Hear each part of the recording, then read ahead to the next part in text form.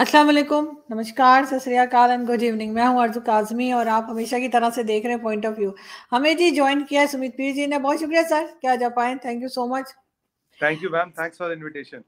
Sir एक तो आपसे बात हमें ये पूछनी है कि मोदी जी ने अचानक से बैठे बैठे पता नहीं उनको क्या ख्याल आया कि उन्होंने आपके यहाँ जो है वो 2000 का नोट बंद कर दिया। उसके ऊपर भी लोग बड़ा परेशान हो रहे हैं। वैसे बहुत से लोग जो है हमारे दोस्त वो तो ये कह रहे हैं कि उन्होंने तो उस नोट को देखा ही कोई नहीं है 2 साल से, मगर फिर भी खैर मोदी जी ने बंद कर दिया। उससे पहले जब मोदी जी आए थे उस वक्त टाइम पे भी उन्होंने कुछ नोट जो थे वो चेंज कर दिए थे, पता नहीं डिजाइन चेंज किया था या बंद कर दिया था, इस किस्म की भी कुछ हुआ था। तो क्या ये इसलिए है कि ब्लैक मनी को की वजह से किया है कि उसको रोकने के लिए या रिकवर करने के लिए? एक तो हम इस पे बात करेंगे और दूसरे सर G7 समिट चल रही है और मोदी जी ने जाते ही जो है वो पाकिस्तान का नारा लगाया है, हमें याद किया है। हम लोगों को यहाँ बैठ के हिचकियां आ रही थी, हमने कहा मोदी जी ने याद किया है। तो वो आप क्या पता नहीं, हमारे यहाँ हिचकी आती है, हम लोग भी नाम ले लेके पानी पीते हैं कि जिसने याद किया होता है उसका नाम लो तो हिचकी रुक जाती है। तो मैं पी रही थी पानी, मैंने जैसे मोदी जी का नाम लिया तो रुकी, तो मुझे याद आया कि मोदी जी ने पाकिस्तान को याद किया और फिर टेररिज्म के हवाले से ही याद किया। तो कुछ और भी कह सकते थे बहरहाल। लेकिन आप क्या कहेंगे सर? सबसे पहले तो वही करेंसी नोट के ऊपर बात करते हैं और फिर मोदी जी के स्टेटमेंट पे।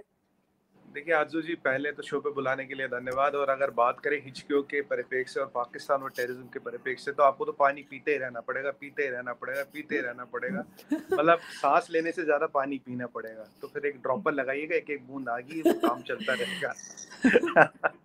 अब आता हूं करेंसी नोट पे। देखिए बेसिकली यहाँ अभी ये कुछ घंटे पहले ये चीज न्यूज आई है। आरबीआई ने कहा कि भाई पहले 2018-19 में इसका प्रिंटिंग बंद हो गई थी। काफी लोग पूछते थे 2000 का नोट नहीं दिख रहा, 2000 का नोट नहीं दिख रहा, सर्कुलेशन में था नहीं। अब 18-19 की मतलब है आज करीब करीब 4-5 साल से नए नोट प्रिंट नहीं हुए। जो पहले एक बार सर्कुलेशन में आ गए थे वो आ गए, नए नोट प्रिंट नहीं हुए। अब आप जानते हैं आरजू जी कि ये जो ब्लैक मनी होता है, जो लोग कैश, ब्लैक मनी क्या है? Unaccounted money. Unaccounted money is cash. ये जो कैश स्टोर होता है यूजुअली ये बड़े नोटों में होता है। मतलब कोई 500 के नोटों में करेगा नहीं, 2-2 हजार के नोटों में करेगा। तो और जो सर्कुलर आया है कि भाई 30 सितंबर तक आप अपने नोट बदल सकते हैं। आप किसी भी बैंक पे जा सकते हैं, 20,000 तक का वो हो अमाउंट है, आप बदल सकते हैं, कोई दिक्कत नहीं। आप अपने खाते में भी जमा करा सकते हैं कुछ, मतलब जिसका पास भी कुछ रखा हो, छोटा मोटा कहीं रखा, घर में, बिजनेस में, इधर उधर। बट दिक्कत उनको आएगी अब जिनके पास करोड़ों रुपया रखा है। मगर सर अब ये जो बिजनेस कम्युनिटी के पास तो रखा ही होता है, बहुत बार हमने पाकिस्तान में भी देखा है कि जो बिजनेस कम्युनिटी होती है वो अक्सर ऐसा कैश जो है वो अपने बिजनेस के लिए घर पे या ऑफिस में रखी होती है, तो उसमें नहीं, क्या हर्ज है? नहीं, नहीं, मैं वो कह रहा हूँ जिसके पास अकाउंटेड मनी है, प्रॉब्लम उसकी नहीं है ना। हम्म। मान लीजिए मेरे पास 1 करोड़ रुपया भी रखा, अगर ये अकाउंटेड है, ये मैंने इस दिन हम्म। विड्रॉ किया, यहाँ से आया, I can go and deposit in my bank, उसमें कोई दिक्कत नहीं है। हम्म। बट अब मेरे पास कैश रखा, अनअकाउंटेड कैश, ठीक। उसमें आप 20,000 रुपए तक जाके उसको बदल सकते हो और 30 सितंबर तक नोट चलेगा। 30 सितंबर के बाद नहीं चलेगा। ऐसा नहीं कि कल सुबह से नहीं चल रहा, 30 हम्म। सितंबर तक चलेगा, 30 सितंबर के बाद नहीं देगा। देखिए इसमें जो आज दिक्कत हो रही है, जिनको परेशानी होगी, जिनके पास करोड़ों रुपया अनअकाउंटेड या ब्लैक का पैसा रखा है, कैश में रखा है। Cash does not mean hmm. Black, cash में डज नॉट मीन, अनअकाउंटेड पैसा है, रखा है, नोटों की घड़ियां रखी है। आप जानते हैं हमारे यहाँ जब भी इलेक्शन होते हैं, इधर उधर होते हैं, अभी एक यूपी में एक सज्जन पकड़ा गया, उनके पास 250 करोड़ रुपए मिला। और सुनने में आता वो स्कूटर पे ऑफिस आते जाते थे, पर 250 करोड़ रुपए रखा था उनके यहाँ। तो ऐसे लोग जो है, जो ऐसे शक्तियां हैं, जो ऐसे महानुभाव है, तकलीफ उनको हो रही है। हम जैसे लोगों को क्या फर्क पड़ना, हमारा क्या लेना हम्म। देना, हमें तो कोई फर्क नहीं पड़ता। हम तो जितने पड़े, अगर 2000 का नोट हो जाके बैंक में डाल देंगे, खाते में जमा करवा लेंगे, हम्म। कोई दिक्कत नहीं, एक्सचेंज भी करवा लेंगे। प्रॉब्लम तो इन लोगों को है ना जिनके पास ब्लैक का पैसा है। अब ब्लैक का पैसा बड़े नोट में शुरू बस ये होता था। आप देखिए, अगर आप इंडिया देखें तो आपको हार्डली सर्कुलेशन में 2000 का नोट मिलेगा, 500 का बहुत मिलेगा एटीएम में, इधर उधर। अब ये 2000 के नोट कहीं तो गए थे ना, किसी, जितने छपे थे मार्केट में गायब हो गए, कहाँ गए? किसी ने तो अपने पास रखे हैं ना, कहीं तो जमा हुए हैं ये। ऑब्वियसली। तो अब दिक्कत उनको होगी। हम जो कॉमन आदमी, उसको क्या दिक्कत होनी? उसको तो कोई दिक्कत नहीं होगी। जिसके पास कोई ब्लैक का पैसा नहीं, जिसने करोड़ों जमा नहीं किए है ब्लैक में, उसको कोई दिक्कत नहीं होगी। और अभी तो आरजू जी, हम तो मई में बैठे, जून, जुलाई, अगस्त, सितंबर, 4 महीने का टाइम आराम से करें। एक्सचेंज करवाना, बैंक में जमा करवाना, करवाए, पर हिसाब तो देना पड़ेगा ना। अब बैंक में जमा कराओगे तो इनकम टैक्स वाले भी पूछेंगे, सब पूछेंगे कहाँ है, क्यों है, कहाँ से आया, किसने दिया। एक तो ये चीज पता लगी। और आपको इसका एक और एंगल बताऊं, वो भी कटसी पाकिस्तान जाता है। ये आरजू जी मेरे सुनने में आया है कि आपके यहाँ जो इसके पहले आईएसआई के चीफ थे और आर्मी चीफ थे, ये फर्जी नोटों का प्रिंटिंग प्रेस चलाते थे और इन्होंने करीब 20 बिलियन तो पाकिस्तानी रुपए छाप दिए और 6 बिलियन इंटरनेशनल करेंसी छापी। अब किसकी छापी उसकी डिटेल नहीं है, किस किसकी छापी है। और ये जो नदीम अंजुम है, मैंने कहा यार ये नदीम अंजुम का जवाब वाव नहीं दे रहे, बिजी होंगे कहीं कुछ कार्रवाई वारवाई कोई नया अटैक प्लान करने में। तो पता लगा इन्होंने भी 18 बिलियन रुपए छाप दिए पाकिस्तानी और कुछ 4 से 6 बिलियन फॉरेन करेंसी छापी। अब ये फॉरेन करेंसी किस मुल्क की है हमें नहीं पता। तो कहीं आपने फिर वही पुराना बिजनेस शुरू तो नहीं कर दिया जो पहले बंद हो गया था? सर इत्तेफाक की बात है, मैंने ये न्यूज नहीं देखी कि इन्होंने कोई इस किस्म की करेंसी छापी है। मैंने ये आपके यहाँ बड़ी जबरदस्त न्यूज चल रही है जी। मैंने तो कल एक दो चैनल्स पे भी बताया था, ये भी बताया, मैंने कहा तो नया। सर आप मुझे लिंक भेज दिएगा ना जरा, मैं भी जरा भेजा फ्राई में मुझे लिंक भेजिएगा तो मैं दिखाऊं भेजा फ्राई में लोगों को। हाँ तो क्योंकि मैंने बहरहाल नहीं देखी जी। इसमें हैरत की बात ये थी कि क्या पाकिस्तान का आईएसआई पाकिस्तान के लोगों का ही कोई टोपी पहना रहा है? क्योंकि 18 बिलियन जो नदीम अंजुम ने छापे वो तो पाकिस्तान की नकली करेंसी छापी है। जो पहले वाले साहब गए वो जो 20 बिलियन छाप गए तो पाकिस्तानी फर्जी करेंसी है।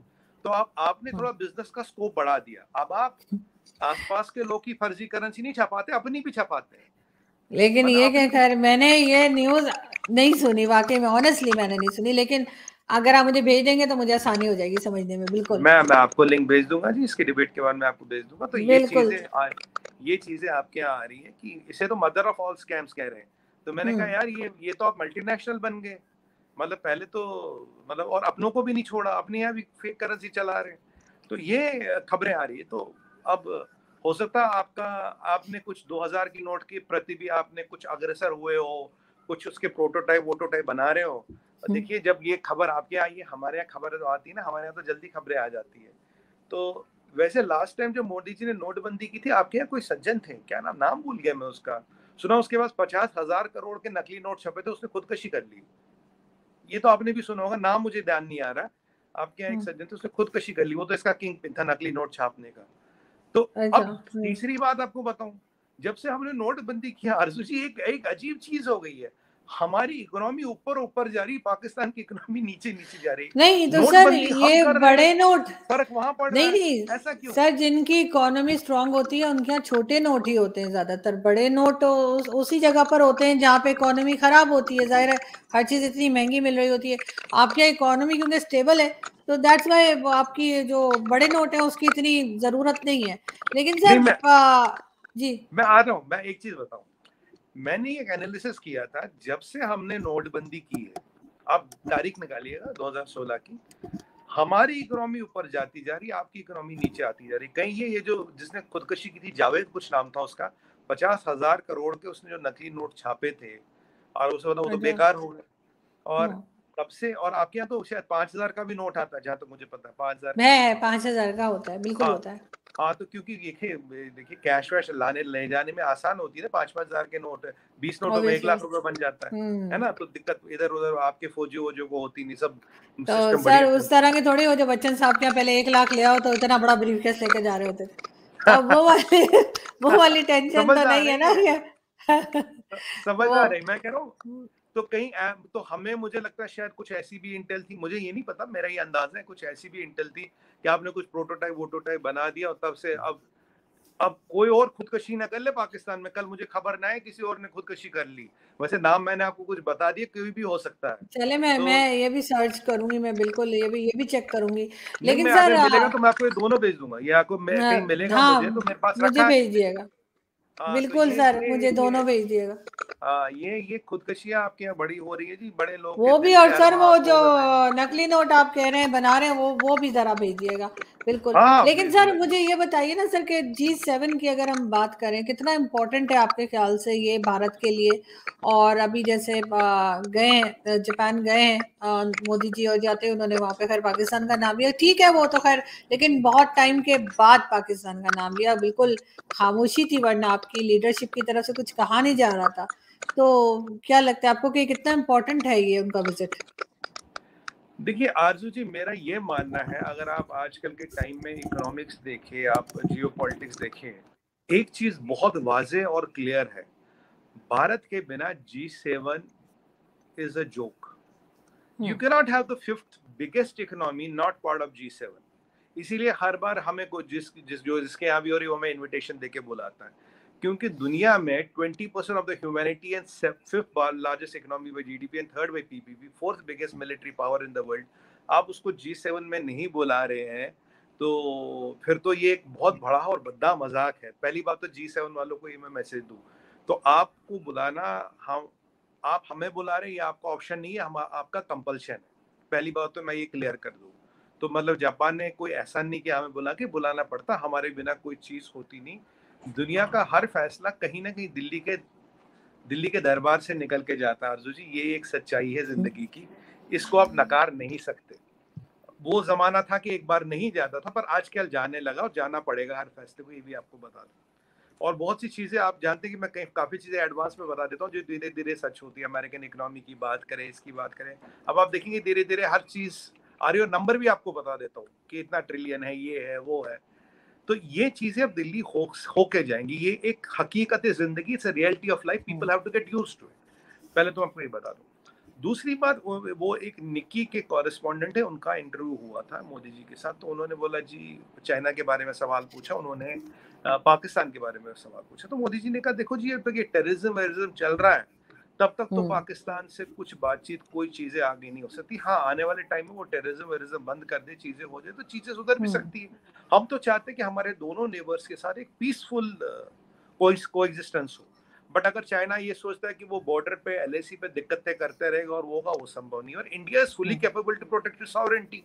अगर आप हमारे इंटरव्यू देखें तो मैं भी इन लाइंस पे हमेशा बात करता हूँ, we are fully capable to protect our sovereignty. और आप ये टेररिज्म छोड़े तो कहाँ की चीजें हो सकती। चाइना को बोले भैया बॉर्डर ठीक करो, जो पूरी गलवान पोषण है वहां वापस जाओ, औकात में रहो, वो ठीक हो सकता है। आप हमारी जमीन ले सकते हो, ये ख्वाब लेके शी जिनपिंग पैदा हुआ था और यही ख्वाब लेके फोर्थ भी होगा, वो दिन तो कभी आएगा नहीं। बट हाँ, कोशिश कर सकता है, ख्वाबे गफलत में रह सकता, ख्वाबे गफलत में रहने के पैसे नहीं है।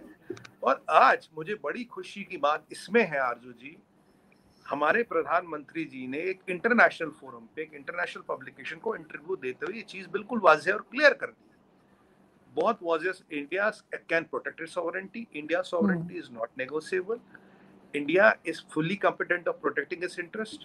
We want a peaceful relation with both the neighbors, but they have to change. Pakistan को टेररिज्म ये सब रोकना पड़ेगा, और चाइना को ये जो सोच रहे LAC पे प्रॉब्लम है करते रहेंगे, मिलिट्री बिल्डअप करते रहेंगे, हम डर जाएंगे, घबरा जाएंगे, पीछे हट जाएंगे, ये सब नहीं होगा। ये चीज बिल्कुल क्लियर और वाज़ेह की गई है। मोदी जी ने पाकिस्तान का नाम नहीं लिया। जब पूछा गया पाकिस्तान के भाषा में, तो मोदी जी का जो जवाब था बिल्कुल डायरेक्ट, एक्सप्लिसिट और टू द पॉइंट था। एक और सवाल पूछा गया भाई UNSC और परमानेंट मेंबरशिप वगैरह, तो उन्होंने बोला यार ये अब ये ओल्ड टाइम जो माइंडसेट चल रहे हैं, जो पुराने विचारधारा और माइंडसेट, इनको बदलना पड़ेगा। मैं भी आपको काफी टाइम से, आपके 2 साल से शो पे कह रहा हूँ, यूनाइटेड UNSC या united nations has to really fight for its relevance. आप एग्जिस्टेंशियल क्राइसिस में, भारत आप पे डिपेंडेंट नहीं है, भारत ने तो भारत मेंबर है। और अगर आपको रेलेवेंट रहना, आपको भारत को UNSC का मेंबर बनाना और परमानेंट वीटो देना है, या सबसे वीटो ले लो, आप वीटो नहीं है या सबसे ले लो, नहीं तो परमानेंट वीटो दे दो, नहीं तो UNSC will become useless and redundant.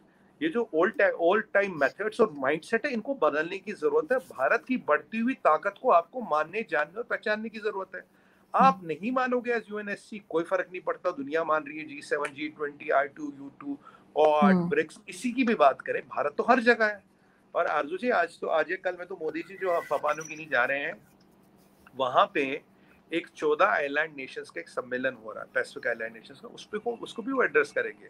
वहां भी हम अपनी जो है दोस्ती बढ़ा रहे हैं, पापुआ न्यू गिनी के साथ हमारे मिलिट्री टाइप्स भी हो रहे हैं, हम उनके पोर्ट पे भी डॉकिंग वगैरह की फैसिलिटी ले रहे हैं, तो हम अपना वर्चस्व वहां भी बढ़ा रहे हैं, क्रेडिट लाइन दे रहे हैं, रिकॉग्निसेंस एयरक्राफ्ट दे रहे हैं। और ये शो का विषय नहीं है, पर आपको बताऊं कि 3 स्टेट्स निकलती है वहां से, और एक मलाक्का स्टेट पे तो हमारा कंट्रोल है ही आज की डेट में, और 2 स्टेट्स निकलती है, सरदा और लंबोक। Sarda or Lombok is not good for good of movement of goods, but it is good उसकी डेप्थ इतनी है कि मिलिट्री शिप्स मूव कर सकते हैं. जैसे हमें पापा न्यू गिनी का एक पोर्ट वहां लगता है, जिस पोर्ट का हमें एक्सेस मिल जाएगा क्योंकि Papua New Guinea has rejected Chinese investment. जैसे हमें उस पोर्ट का एक्सेस मिलेगा, we can block China in Malacca, Sunda and Lombok, all the 3 straits of the Indian Ocean. तीनों स्टेट्स पे ब्लॉक कर सकते हैं. फिर बताओ, जो मलाक्का स्टेट है उससे मिलिट्री भी निकल सकती है, गुड्स भी. बाकी 2 से गुड्स नहीं निकल सकते, मिलिट्री निकल सकती है. So we are countering China in one more way. तो मैंने आज अपने टीवी पे बोला था, टीवी डिबेट्स पे, we are adding one more diamond to the string of diamond necklace of India. जो चाइना का string of pearls है, we have a concept of diamond necklace. एक और diamond हम उसमें ऐड कर रहे हैं. काफी कंफ्यूजन था कि मोदी जी खुद पापा न्यू गिनी क्यों गए, ऐसा पापा न्यू गिनी में क्या हो रहा है, व्हाट इज मोदी. मैंने कहा बड़ा दूर की सोचते हैं मोदी जी, चिंता ना करें. दिस इज व्हाट द, मतलब आपके टॉपिक का वो डिबेट का विषय नहीं है, तो आई गिवन 5-10 पॉइंट्स. नहीं, बिल्कुल सही. What is our long term vision, हम क्या करें. और आज आपको ये भी बता दूं, मोदी जी पाकिस्तान नहीं लाए थे. जब पूछा गया तो उसका जवाब उन्होंने दो टूक दिया, डायरेक्ट दिया. मुझे ये मानना है कि इसमें एक पॉजिटिव मैसेज भी है मोदी जी का. भाई अगर ये सब टेररिज्म ये सब रुक जाता, पाकिस्तान की फॉरेन पॉलिसी बदलती, जो मुझे लगता नहीं बदलेगी, अगर बदलती है तो सूरत हाल बेहतरी की तरफ भी जा सकते हैं. वी आर नॉट सेइंग कि हमें, जैसे पाकिस्तान का स्टैंड है, हमें इंडिया के साथ बिजनेस नहीं करना, हम इंडिया के साथ काम नहीं करना, we don't want trade with India. तो ऐसा हमारा कोई रिजिड स्टैंड नहीं है. It depends on situations. We want peace to prevail, but India is fully capable of defending its sovereignty at any cost. ये भी उन्होंने बोल दिया, एट एनी कॉस्ट. कॉस्ट का मतलब है अंदर, चाहे उसके लिए किसी की कंट्री के अंदर जाना पड़े, बाहर से करना पड़े, अंदर से बाहर करना पड़े, हर बिल्कुल. तो सारी चीजें ओपन है. मगर सर एक चीज मुझे और बताइएगा आप लास्ट में, वो ये कि पहले भी बहुत से प्राइम मिनिस्टर जो हैं वो रहे हैं भारत के, लेकिन जब मोदी जी आए हैं तो ऐसा लगता है कि जैसे इकोनॉमी पे खास फोकस है और इकोनॉमी को लेकर ज्यादा काम किया जा रहा है. उसका क्या रीजन है? क्या इसलिए कि बिजनेस माइंडेड है? और अमित शाह जी के लिए भी कहा जाता है कि वो भी क्योंकि गुजराती हैं, और गुजराती जो है वो बहुत ज्यादा इकोनॉमी में जो है वो मतलब इन्वॉल्व रहते हैं. आपके ख्याल से ये वजह है, या पहले की जो गवर्नमेंट्स थी उन्होंने इतना ध्यान नहीं दिया जितना कि इस वक्त दिया जा रहा है? देखिए, एक बहुत बड़ा फर्क है जो हमें समझना पड़ेगा. देखिए, गुजराती फैक्टर तो खैर होता ही होता है. Gujarati is a very good businessman and all that. हाँ, एग्जैक्टली. बट देखिए, only power can ensure peace. ये मोदी जी का बिल्कुल मानना है. उनकी गवर्नमेंट, मोदी जी खुद 100% ऑनेस्ट आदमी, उनकी गवर्नमेंट 100% ऑनेस्ट है, और वो देश का भला करना चाहते हैं. बिकॉज जो आरएसएस का कार्डर है, that believes in nationalism. Nationalism is the number 1 priority. मतलब हम वही से भारत माता, मतलब देश को माँ का दर्जा देना, राइट. जो हमारी एक माँ है, बायोलॉजिकल मदर, एक दूसरी मदर है जिस इज कंट्री. तो आप जो अपनी माँ का दर्जा देते हो, वही आप देश को दर्जा देते हो. ये बहुत बड़ी चीज है. अब हम वंदे मातरम कहते हैं, काफी लोगों को दिक्कत होती है, वंदे मातरम नहीं बोलेंगे क्योंकि ये देश नहीं है, हमारी माँ है. तो देखिए, सबसे ज्यादा इज्जत और एहतराम आदमी अपनी माँ की ही करता है, उसमें कोई डाउट नहीं, चाहे कोई भी कहीं का भी हो. तो जब आप देश को माँ मान के चलते हो, तो आप माँ की संपन्नता, स्वास्थ्य और वेलबींग का पूरा सोचोगे. ये माइंडसेट है मोदी जी का. मोदी जी को पता है हम इकोनॉमिकली स्ट्रांग होंगे तो मिलिट्री भी स्ट्रांग होगी, लोगों को काम भी मिलेगा, इंडस्ट्री भी आएगी, चीजें भी आएगी, अपाची भी आएगा, चिनूक भी आएगा, S-400 भी आएगा, राफेल भी आएगा, सब चीज आएगी, नए मिसाइल भी बनेंगे, डिप्लॉय भी होंगे, लोग संपन्न होंगे, देश बढ़ेगा, देश के बच्चे पढ़ेंगे. आज हमारे यहाँ अगर आप बच्चों में देखें तो 100% लिटरेसी रेट है, मतलब हर बच्चा स्कूल जाता है. तो ये चीजें जो है, ये मोदी जी का माइंडसेट है, और कहीं ना कहीं इस चीज को वो आगे लेके चले. जो ईमानदारी है और अपने देश को अपनी माँ माना, ये जमीन नहीं है आजू जी हमारे लिए. It's not a piece of land. जो अमेरिका में your country is piece of land, उन्होंने बट जो हमारे लिए है, ये जमीन हमारी माँ है. ये मेंटलिटी, ये आदर, ये सम्मान इज द गेम चेंजर. इस माइंडसेट का इज द गेम चेंजर. ये जो आरएसएस का जो कार्डर होता है, जहाँ से मोदी जी आते हैं, सब आते हैं, तो वो तो भारत, वो तो माँ के सामने ही झुकते थे. Only worship mother India. उनके लिए भगवान का दर्जा है मदर इंडिया का, माँ का दर्जा मदर इंडिया का. इस भावना के साथ आप राजनीति करेंगे, इस भावना के साथ आप काम करेंगे, आप कभी भी अपनी माँ के साथ धोखा नहीं करेंगे. आप कभी भी अपनी माँ की का हानि नहीं सोचेगा. आप अपनी माँ आपकी तरक्की, बहबूदी, सेहत एंड वेलबींग ही सोचेंगे. So that is the change of mindset. That is what Prime Minister Modi brings to the table. Honesty, nationalism and development, because you have development, you are powerful. When you are powerful, you can ensure peace. Only power can ensure peace. ये फर्क है. और उन्हें तो खुद कुछ नहीं चाहिए ना. You know Modi is uncorruptible. ये तो दुनिया जानती है. Uncorruptible is not. बिल्कुल. इमरान खान ने भी कहा था ये बात, तो बिल्कुल ऐसा ही है. हाँ, वो uncorruptible है तो अब क्या कर लेंगे? मतलब that is the power. That is what Prime Minister Modi brings to the table. Exactly क्योंकि मैं बिल्कुल यही समझना चाह रही थी, ताकि हमारी ऑडियंस खास तौर पे वो अगर हमें पाकिस्तान से भी जो लोग देख रहे हैं, कि हम ये समझना चाह रहे थे कि आखिर इस गवर्नमेंट में ऐसा क्या डिफरेंस है जो पहले की गवर्नमेंट में नहीं था इंडिया की, और जिसकी वजह से इकोनॉमी इतने आगे गई. Thank you so much sir कि आपने आज ज्वाइन किया. Thank you Aarzoo ji. Thank you sir.